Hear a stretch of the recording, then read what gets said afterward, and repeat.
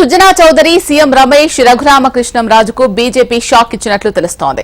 ఈ ముగ్గురు నేతలకు టికెట్ కేటాయించలేదు అనే గుసగుసలు పొలిటికల్ సర్కిల్లో సర్క్యులేట్ అవుతున్నాయి. ఇప్పటికే బీజేపీ నుంచి రఘురామకు సీట్ ఇవ్వమని కమలం పార్టీ క్లారిటీ ఇచ్చినట్టు సమాచారం. విజయవాడ ఎంపీ స్థానం నుంచి పీవీపీని బరిలో దించే యోచనలో బీజేపీ ఉన్నట్లు సమాచారం. ఇక నర్సాపురం నుంచి దివంగత సినీ నటుడు కృష్ణంరాజు సతీమణి శ్యామల లేదా కృష్ణంరాజు మేనల్లుడు నరేంద్ర వర్మ బరిలో దిగే ఛాన్స్ ఉంది.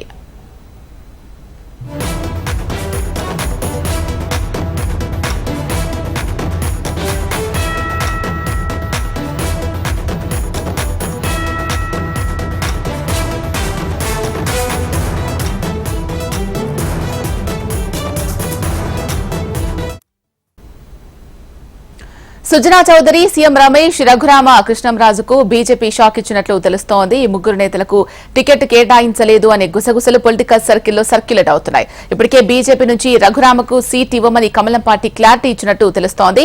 విజయవాడ ఎంపీ స్థానం నుంచి పీవీపీని బరిలో దించే యోచనలో బీజేపీ ఉన్నట్లు సమాచారం. ఇక నర్సాపురం నుంచి దివంగత సినీ నటుడు కృష్ణంరాజు సతీమణి శ్యామల లేదా కృష్ణంరాజు మేనల్లుడు నరేంద్ర వర్మ బరిలో దిగే ఛాన్స్ ఉన్నట్లు తెలుస్తోంది. దీనికి సంబంధించి పూర్తి సమాచారం మా ప్రతినిధి రమేష్ అందిస్తారు. రమేష్, చెప్పండి.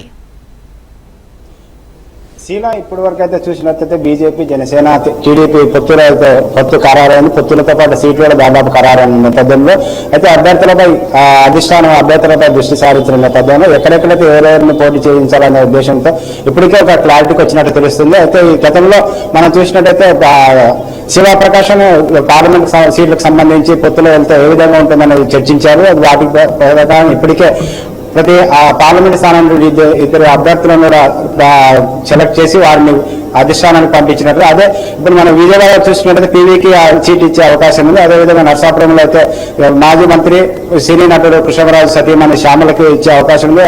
ఒకవేళ శ్యామల విముక్తి చూపిస్తే మాత్రం నరేంద్ర వర్మకు ఇవ్వాలనే ఉద్దేశంతో ఉంది. అదేవిధంగా సుజనా చౌదరి, పివి రమేష్, రఘురామ కూడా సీటు ఇచ్చే అవకాశం లేదని తెలుస్తుంది. అయితే ఒకవేళ సీట్ ఇస్తే రఘురామకు సీటు బీజేపీ నుంచి ఇవ్వాలని ఒక క్లారిటీ కూడా వచ్చింది. అయితే నర్సాపురం నుంచి మనకి శ్యామలని పోటీ దింపితే విజయం సులువుగా లభిస్తుందన్న నేపథ్యంతో అక్కడ ఉంది. అయితే గతంలో కృష్ణరాజు మనకి చూసినట్టు కృష్ణరాజు అక్కడ బీజేపీ తరపు నుంచి పోటీ చేసి గెలిచి కేంద్ర మంత్రిగా పనిచేశారు. అదేవిధంగా పలు సామాజిక కార్యక్రమాలు కూడా అక్కడ కృష్ణరాజు వంశం వాళ్ళు చేస్తున్నారు. అక్కడ బలమైన సామాజిక వర్గంతో పాటు ప్రభాస్కున్న సినీ గ్రామాలు కూడా ఉపయోగించుకుంటే అక్కడ గెలుపు ఈజీగా సులభంగా అవుతుందని కూడా కేంద్ర జాతీయ నాయకత్వం ఆలోచన ఉన్నట్టు తెలుస్తుంది. అందుకే శ్యామలనే కానీ నరేంద్ర వర్మ కానీ అక్కడి నుంచి పోటీ చేయించాలనే ఉద్దేశంతో కూడా జాతీయ నాయకత్వం ఆలోచిస్తుంది.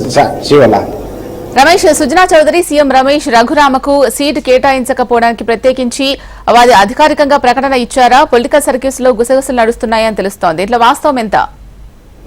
అంటే ఇప్పటి వరకు మనకు తెలిసిన సమాచారం ఇలాంటి అయితే సమాచారం అయితే లేదు. వాళ్ళ నుంచి పోటీ చేస్తారా లేదా లేదంటే జాతీయ నాయకత్వంలో మనకైతే సమాచారం లేదు. అయితే అదే గతంలో సర్వేలు చేసిన ప్రకారము దాని ప్రకారంగా వాళ్ళు సీట్లు ఇవ్వాలి. ఎందుకంటే నరేంద్ర మోడీ 400 పార్లమెంట్ స్థానాలను లక్ష్యంగా పోటీ చేస్తున్నారు. ప్రతి పార్లమెంట్ స్థానం ప్రతిష్టాత్మకంగా తీసుకునే నేపథ్యంలో గెలుపు అవకాశాలకే ఉన్న అభ్యర్థులకే సీటు ఇవ్వాలని కూడా అధిష్టానం ఉంది. ఆ సర్వేలో అయితే ఏ విధంగా ఉందో దానికి అనుగుణంగానే సీట్లు కేటాయించి అభ్యర్థులను నిలపాలనే ఉద్దేశంతో ఉంది. దాంట్లో భాగంగానే వాళ్ళకి సీట్లు నిరాకరించే అవకాశం కూడా ఉన్నట్టు తెలుస్తుంది. Right, thank you Ramesh.